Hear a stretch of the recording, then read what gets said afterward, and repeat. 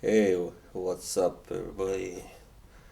Yes, this time I will do something I haven't done before, which is to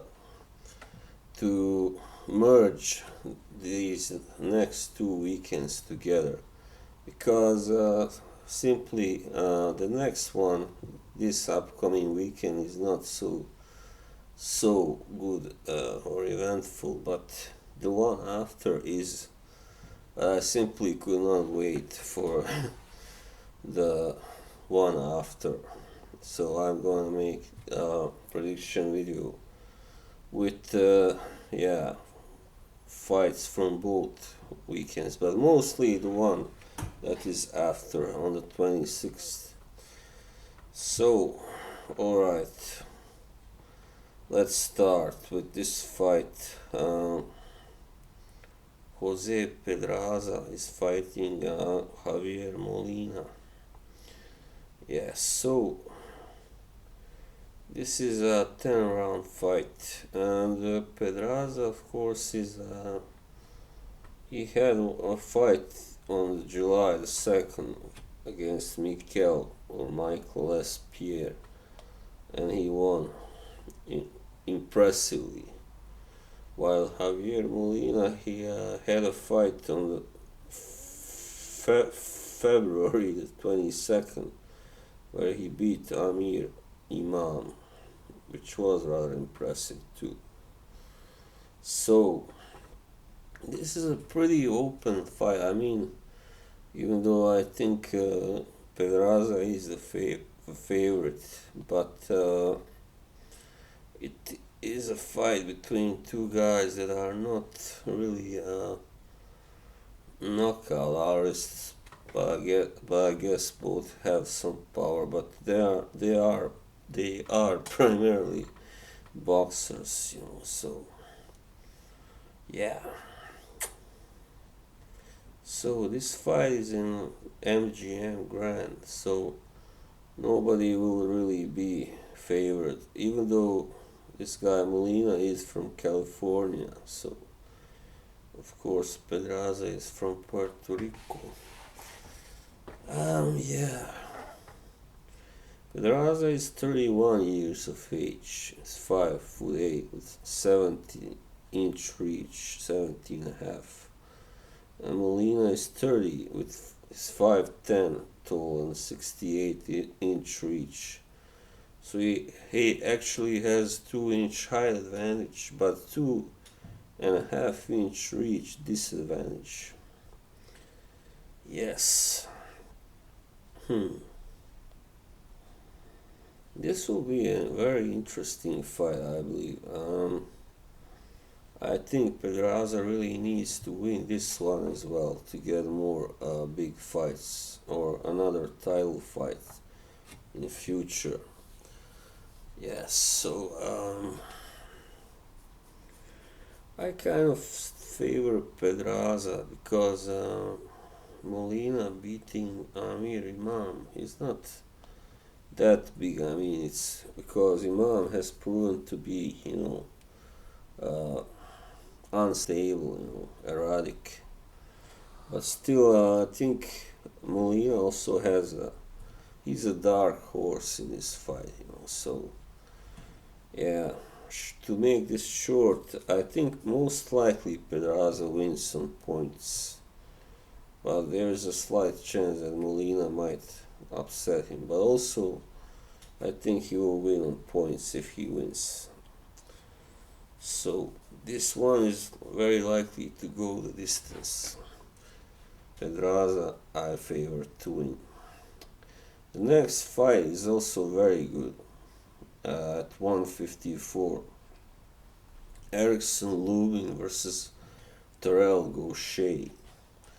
So this is a rather classic boxer versus puncher fight, So yeah.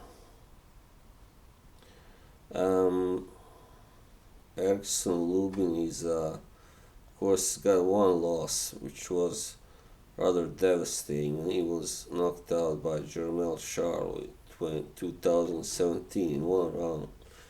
But since then he's bounced back and scored a few good victories, like when he stopped Ishii Smith and Zachariah Atu, and then he beat Nathaniel Gallimore in his last fight on points, unanimous decision.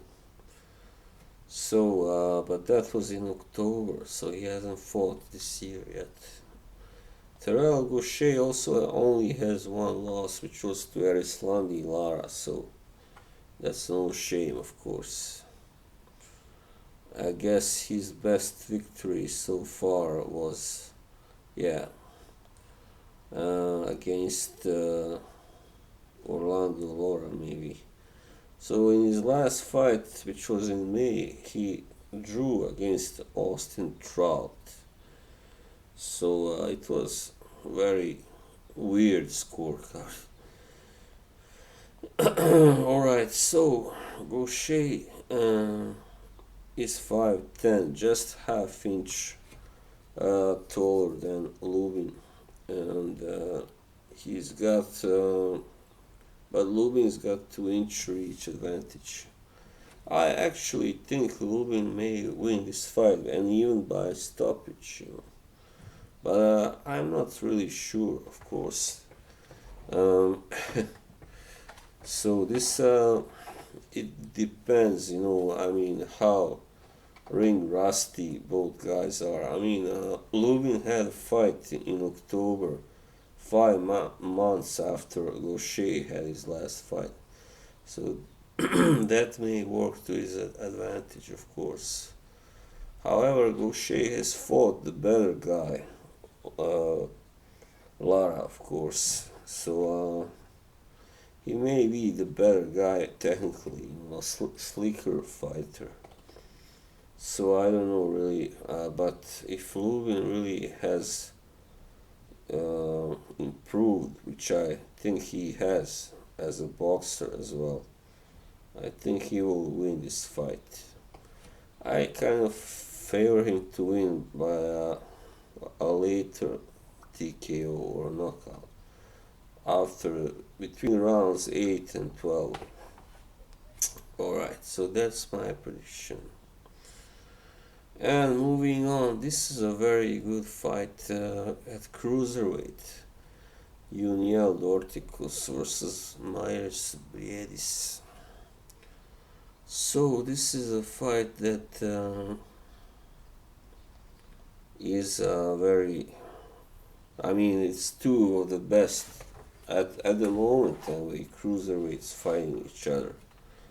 So Dorticos, he came back into contention when he knocked out Andrew Tabiti to win the IBF title last June, last year. I mean, Briedis says, of course, both guys have only one loss, but Briedis, he has got a pretty disputed loss, and to the best guy at the time, of course, Usyk. But I actually thought that Briedis won that fight, and so he's a very, very talented guy. So yeah, he also hasn't had a fight since June 2019, and that fight ended too soon when he fought Krzysztof Glowatsky. So I don't know really. I mean, I guess Dorticos is a slightly harder puncher, but Briedis might be the better boxer technically. So, and this fight is in Munich. So Briedis, the European, is at favor in favor there. I mean, he's got some sort of advantage. Yeah. So I don't really know. Dorticos is 34 now, so he's at the end of his prime, and Briedis is actually a year older, but he doesn't look like he's slowing down yet anyway. Yeah, so of course Dorticos is always potentially dangerous as a puncher, So I think actually that Briedis is the favorite to win this fight. Um, Unless he gets caught, of course, he will win by points, on points. So yeah, I think that yeah.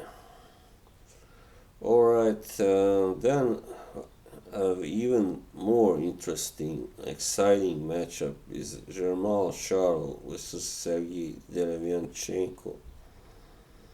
Yeah, of course, Germán Charlo is 30-0 at this moment, 22 knockouts. But of course, he hasn't really fought the best, the absolute best out there yet. I mean, the best guy he has beaten so far is Matt Korobov, I guess, and Austin Trout. But you can argue that Trout was no longer at his best either. Of course, he stopped Cornelius Bandrich, but he was ancient. And in his two last fights, he also fought guys that were really not his caliber, definitely. So this is his first true test in really long time.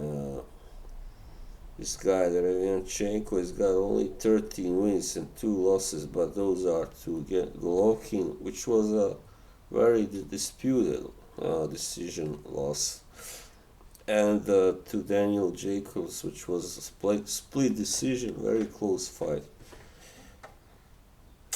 Yeah, so Yanchenko, he's very aggressive fighter with plenty of stamina. Not a huge puncher, perhaps, but he can win that way. I mean, he can stop you if he gets a little bit lucky as well. Um,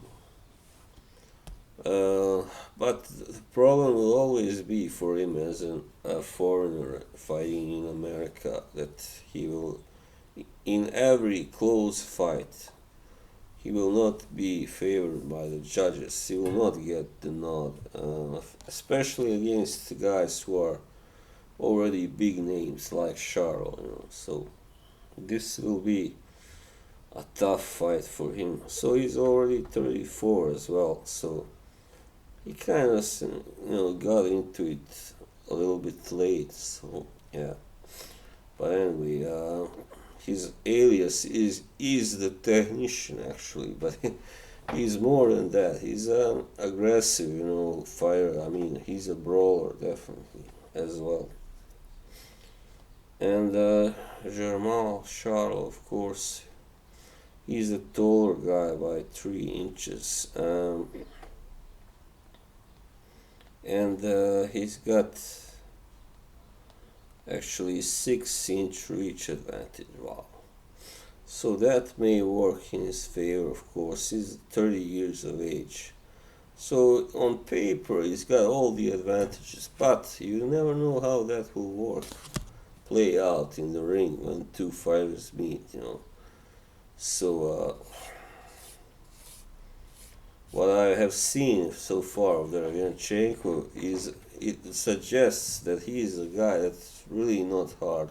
I mean, easy to beat. Against Jacobs, he was down early. He was taking some punishment. Then he came back, really took over the fight, pretty much. I guess the same thing can be said about him when he fought Golovkin. So he's a guy that really, he can have a bad start. He can get knocked down, but he never gives up. So this will be a really, really hard fight for Germán Charlo, definitely. Yeah, I really doubt that Charlo can stop Derevianchenko. I don't know. Never say never, but I would not really expect it. Yeah, definitely not. But of course, Charlo is fighting, more or less at home. So you know, it will be very hard for Derevyanchenko to get that victory unless he stops Jermall Charlo. I don't know how big the chances are, but as I said again, everything is possible. But still, I think if it goes the distance, most likely Charlo will get the decision. And yeah, so my pick is that Jermall Charlo wins by a close decision, I guess. Alright, so now we are headed towards the end of this video. One more fight, and it's Jermall Charlo fighting another very good opponent, who is Jason Rosario, the guy who knocked out Julian Williams in this January, actually. So that was a really big victory, quite an upset, perhaps even because Rosario has been stopped, before, and yeah, he is still a very good fighter, of course. Jason Rosario is a true, aggressive fighter, of course, and a puncher. So, but of course, Jermall Charlo is the same. You can say the same about him, even though he started out as more of a boxer than a puncher, but in the last 3 or 4 years, he started, winning by a knockout. So in his last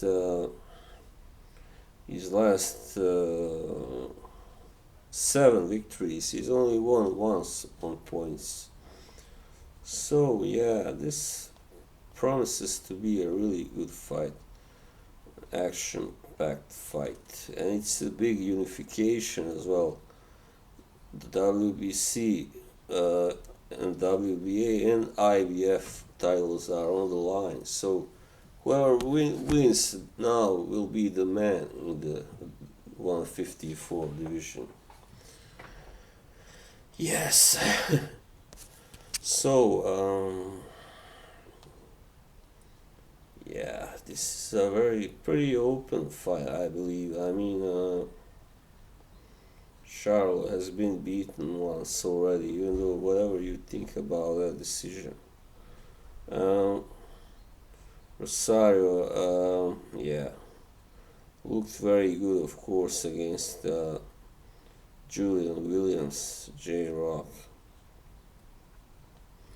Before that, he didn't really look like somebody who might, I guess, might be able of pulling off something like that. I still favor Jermall because I don't.